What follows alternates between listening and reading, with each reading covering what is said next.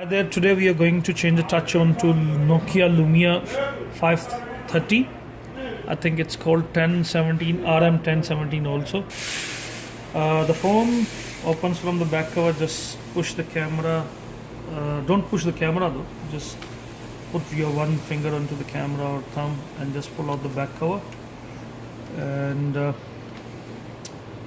there's the battery. The tools that we need are T5, T4, tweezer to work it around, and then a pudger. I don't normally use a plastic one, it's broken, but for now we're gonna use the steel one. It's advised to use a plastic one, then it doesn't scratch the LCD, because this touch is a little bit sticky towards the frame and LCD.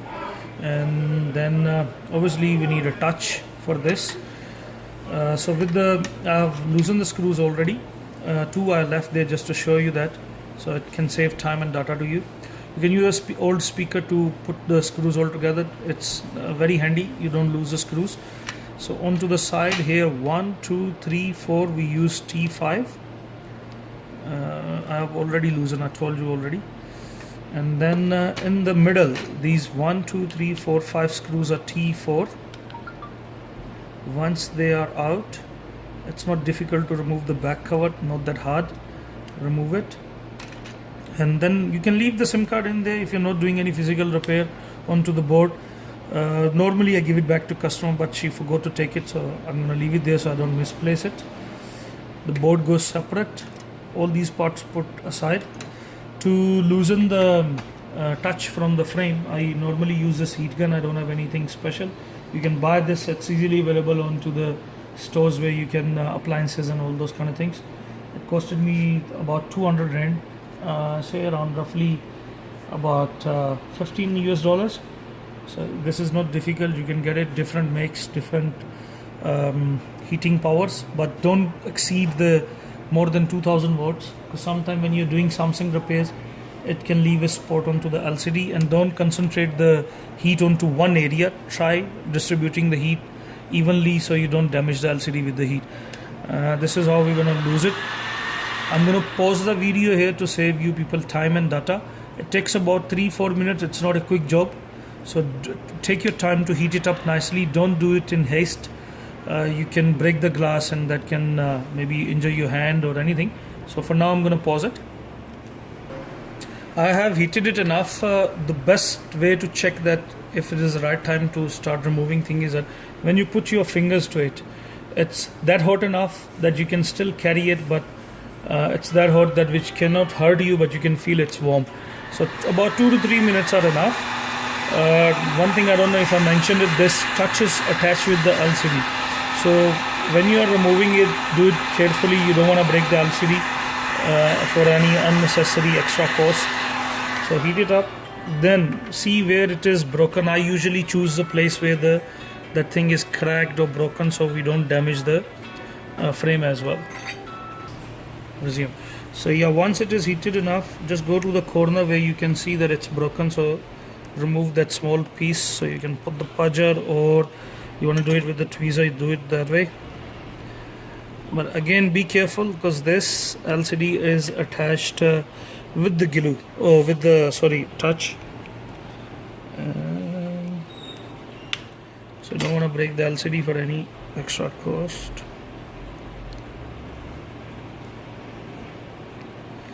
Go smoothly all around. Watch there is that LCD connector, so now you can change the direction.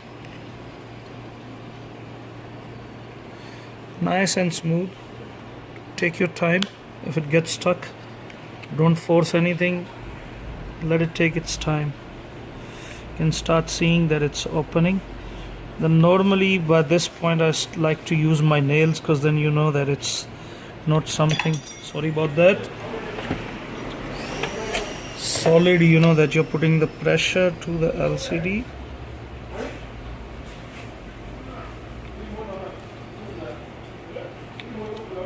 Just a little bit of corner, as you can see that the touch break, but don't worry, this is usually happen with the glass touches. And where does it get stuck, you can heat it up again, because I see now that it's not loose enough, so I'm going to heat it again. A little bit of heat will lose it enough for us to remove it properly. As I said, that don't concentrate on one area, start heating or shake the this heat gun so it can distribute heat. And you can also see it's not hurting me, so you should use it to the lowest level. I normally have 2 levels. One is a little bit less than the other one, and you can see that crack is expanding as I heat it up on the touch. Okay.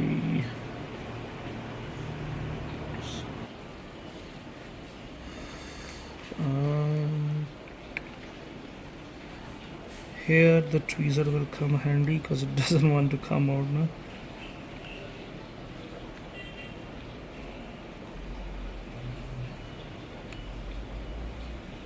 Take your time, don't do anything in haste.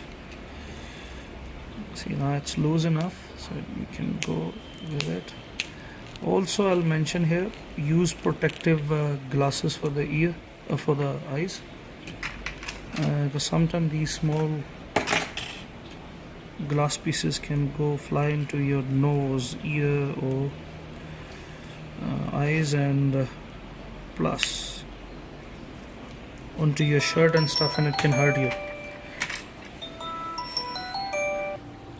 So now it has come to a point where we can separate it from the frame.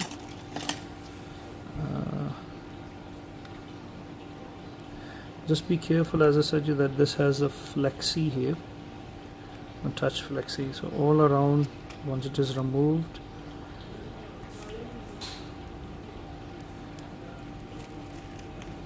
yeah. So before we start working, let's remove the touch.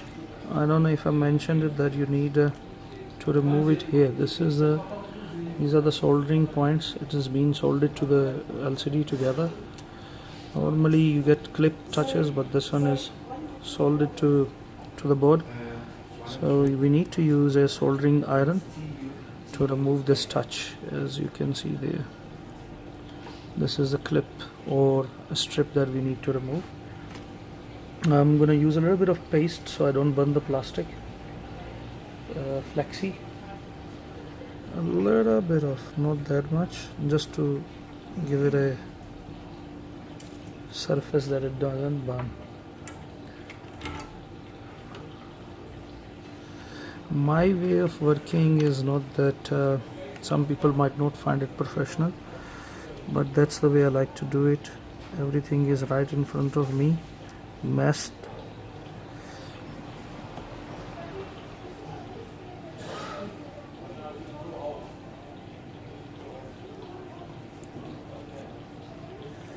Where it is separated from it. With this one I'm not that curious to see that if it can burn or not, because this is a broken one. Once we have done that, obviously we don't want to waste the time. Just check that this is, the lines are that clear, not short to each other.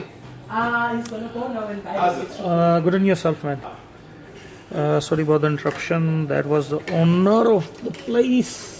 He gave me a phone to repair. Okay, we're gonna heat up a little bit too, just to release it from the LCD main flexi. Not that much, a little bit. Then you can pull it with the tweezer either, or with your hands. At this point we must know that we are not piercing through the LCD flexi. And normally it's not that stubborn, but today it's a little bit different. So here we go, the touch is out. Now we can separate, rather heat it onto these corners beside of pulling it out, and after that we'll check if this LCD is still working, because we don't want to waste our time with the LCD if it is broken or cracked or anything. But before I started the repair it was working. Let's see what is gonna happen now.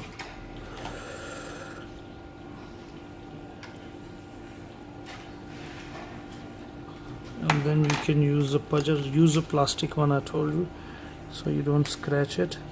but mine is broken already. I'll get it a bit later today.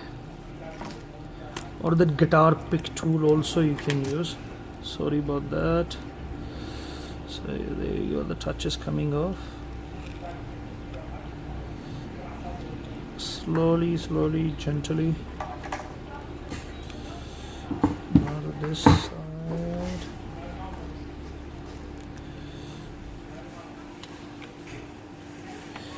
Take your time, don't break the LCD.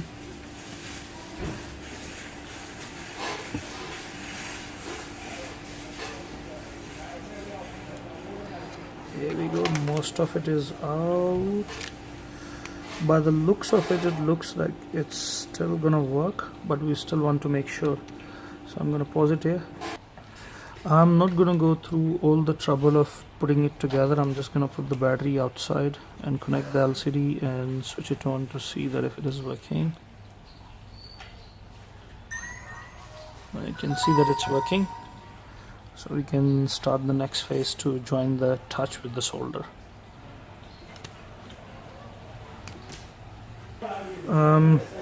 Remove this plastic film so you can stick your LCD.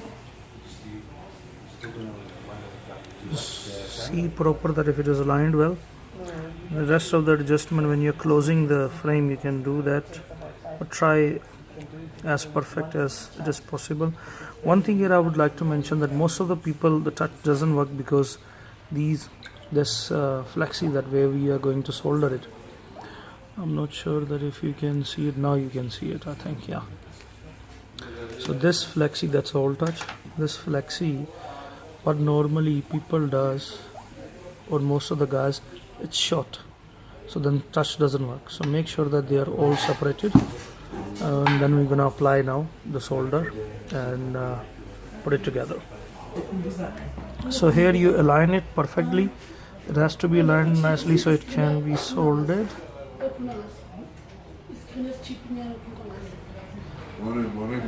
Morning, sir. Sorry about the interruption. A couple of customer came. I needed to sort out with them. Did sort it out, and now we're gonna carry on with soldering the touch. This cable, what is it doing here now? So one by one solder the tracks, and again, as I told you, that just make sure they don't touch each other. That is the reason that sometimes the touch doesn't work. Once it is soldered, then you make sure they're touching to the points and not joint together or short or not touching each other. That will determine the fate of this thing, that will it work or not.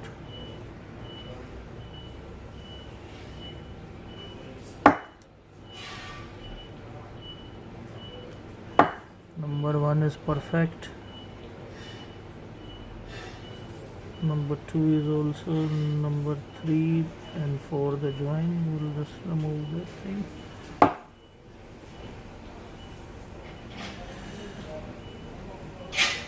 Three is done, 4 is done, number 5 is done.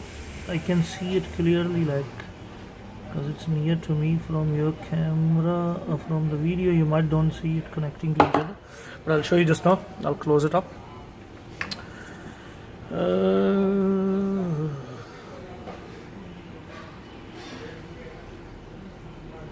You see more clearly. All of the tracks are separate to each other. The first one, I'm just gonna look at again if it is connecting proper. Yes, it doesn't show in the camera. It looks like that it's not connected. Now you can see all the lines separate. Now the moment of truth comes. So before we close it, we'll just put this sticker back.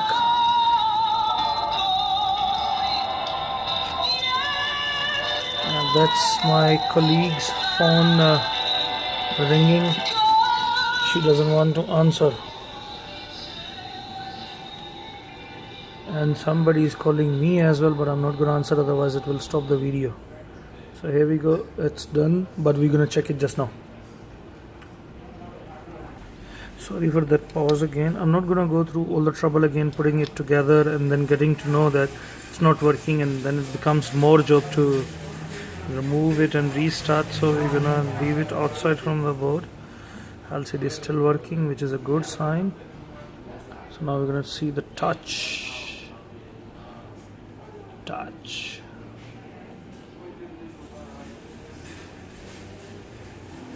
It's taking quite long. There you go. I thought maybe sometime the touch is short.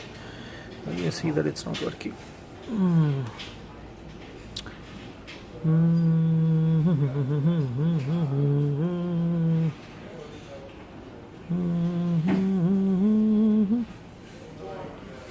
It looks like that it's working. Just to make double sure, we'll go to the dial pad and test it there.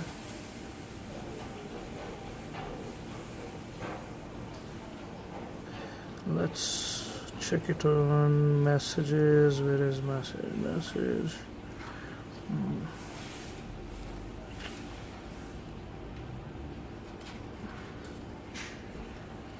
Just to write down the text, so we can see everything is fine. It seems alright. Now we're going to close it. I'm just gonna pause it just to put it together, but I'll show you that as well just for a second. There's that frame of it, middle cover. Sorry, the phone battery got low. I'm recording it from my phone. Wait. And we're going to put it back into the, but normally what I do, I use this glue. It's very good with the Sony Xperia LCDs. When we change that, I used that.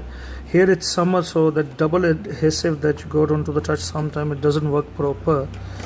With the heat it comes off. So clean the edges, which I didn't do it on, but I'm telling you, clean the edges and then apply this sort of glue if you have it.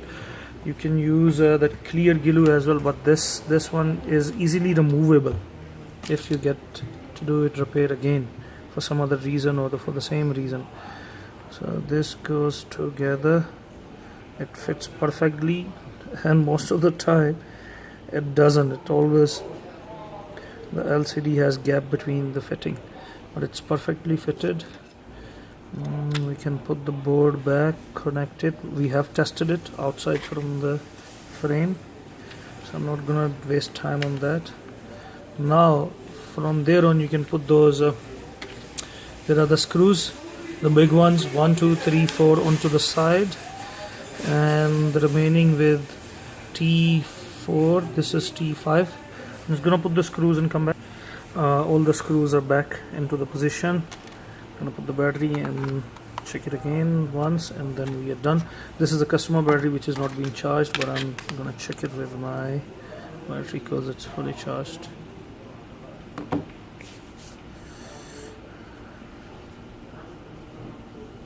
Any excess glue, why I like this glue, any excess glue you can just rub it off.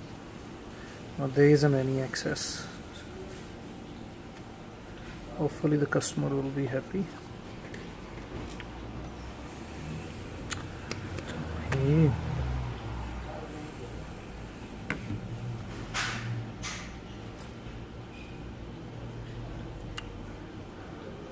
Okay, it seems like it's working perfect.